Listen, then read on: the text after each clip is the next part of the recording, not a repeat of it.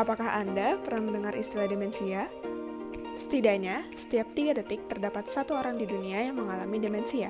Angka tersebut menunjukkan betapa cepatnya pertumbuhan kasus-kasus demensia yang ada di dunia. Di Indonesia sendiri, ada sekitar 1,2 juta kasus demensia yang ditemukan pada tahun 2015, dan jumlah ini diperkirakan akan meningkat 2 kali lipat setiap 5 tahunnya. Jadi, apa itu demensia dan mengapa penyakit ini mulai banyak diperbincangkan? Demensia merupakan sebuah gangguan fungsi kognitif yang terus memburuk seiring dengan berjalannya waktu. Gangguan ini menyebabkan terganggunya kehidupan sehari-hari penderitanya, baik secara fisik maupun psikis. Hal ini diperburuk dengan kurangnya pengetahuan caregiver penderita demensia dalam mengenali gejala-gejala awal penyakit ini, seperti hilang ingatan yang dianggap normal seiring dengan bertambahnya usia. Hal ini menyebabkan terlambatnya diagnosis awal terhadap gangguan demensia, sehingga penderita tidak segera mengkonsultasikannya kepada dokter. Pengetahuan caregiver yang rendah juga menyebabkan rendahnya kualitas pengasuhan dan support terhadap penderita demensia. Hal ini menjadi semakin buruk dengan kenyataan bahwa sedikitnya informasi yang mereka miliki, caregiver dari penderita demensia cenderung mengalami stres dalam mengasuh penderita demensia.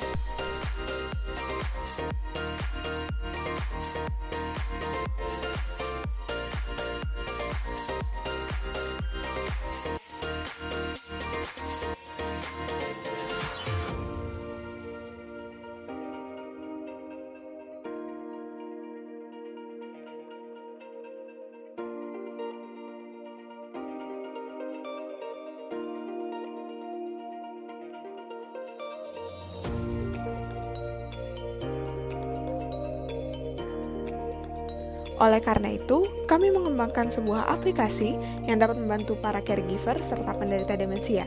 Sahabat Demensia atau SADEM merupakan aplikasi yang dapat meringankan beban caregiver dan penderita demensia sehingga dapat meningkatkan kualitas hidup penderita demensia. Aplikasi Sadem terdiri dari beberapa fitur. Ada fitur deteksi dini, jadwal, games, olahraga, artikel, forum, dan panduan. Ketika masuk, pengguna akan diminta untuk mendaftar terlebih dahulu. Kami menyediakan pengisian profil baik kepada penderita ataupun caregiver. Profil yang diisikan berupa data diri yang nantinya dapat diakses oleh dokter ketika akan melakukan konsultasi. Nama serta status pengguna, baik sebagai penderita maupun caregiver, akan tertera sehingga dapat ditemukan oleh pengguna lain dalam komunitas untuk memudahkan komunikasi.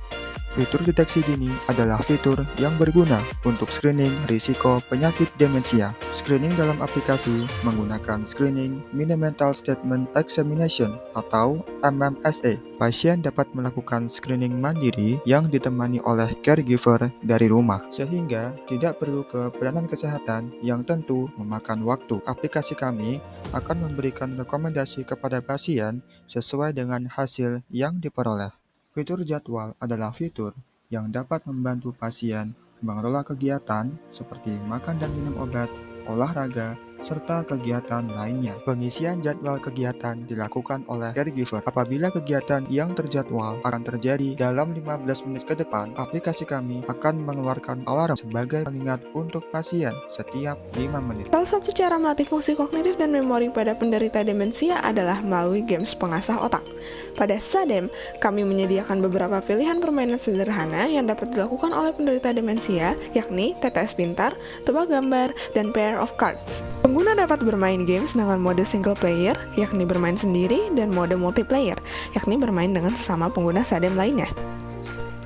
Fitur olahraga akan membantu penderita demensia untuk melakukan aktivitas fisik ringan setiap harinya agar tetap sehat dan bugar. Selain itu, terdapat reminder yang akan membantu caregiver maupun penderitanya agar aktivitas tersebut dapat dibiasakan menjadi sebuah kebiasaan rutin. Fitur artikel memuat berbagai informasi yang dibutuhkan baik untuk pasien maupun caregiver. Informasi tersebut dapat berupa tips olahraga, tips mengelola stres, manajemen terapi, dan informasi lainnya. Fitur forum menjadi wadah bagi caregiver atau pasien untuk saling berbagi dan berdiskusi dengan topik seputar penyakit demensia. Dalam aplikasi kami akan terdapat berbagai forum yang terdaftar sesuai dengan lokasi pengguna sehingga dapat memberi kesempatan bagi pengguna untuk mengadakan acara atau kegiatan lainnya yang menunjang pasien demensia. Diskusi akan semakin menarik karena di dalam forum akan ada dokter yang siap menjawab dan ikut berdiskusi. Aplikasi Sadem memiliki beberapa keunggulan, di antaranya adalah memiliki tampilan yang sederhana sehingga lebih interaktif dan mudah digunakan. Informasi seputar demensia yang lengkap dan terpercaya karena akan terintegrasi dengan berbagai platform demensia seperti Alzheimer Indonesia. Memiliki fitur yang lengkap yang sesuai dengan kebutuhan pengguna baik pasien maupun caregiver sehingga sangat menunjang pasien demensia. Memiliki dua desain tampilan, yakni tampilan untuk caregiver dan tampilan untuk pasien sehingga ramah untuk keduanya. Kami melakukan prediksi aplikasi menggunakan machine learning yang nantinya akan membantu kami dalam mendapatkan prediksi resiko demensia. Kami menggunakan data 373 raw source data yang menggunakan data orang demensia dan tidak demensia dari internet atau data sekunder. Dari data yang kami punya, kami melakukan proses training machine learning dan mendapatkan akurasi sebanyak 78%. Nilai akurasi ini sudah layak digunakan sebagai screening resiko demensia. Prediksi ini dapat digunakan sebagai data pelengkap untuk mendukung potensi implementasi aplikasi Sadem. Aplikasi Sadem berpeluang memperoleh hak cipta aplikasi.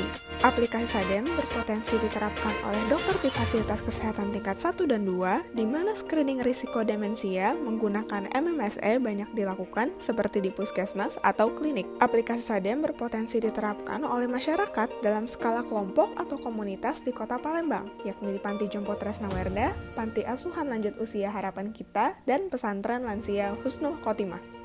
Sebagian besar pasien demensia adalah lansia, sedangkan lansia memiliki banyak keterbatasan. Masalahnya, siapa, dengan apa, dan bagaimana meningkatkan kualitas hidupnya. Oleh karenanya, hadirlah aplikasi Sadem, sahabat demensia, sahabat masa tuamu untuk cegah demensia. Terima kasih.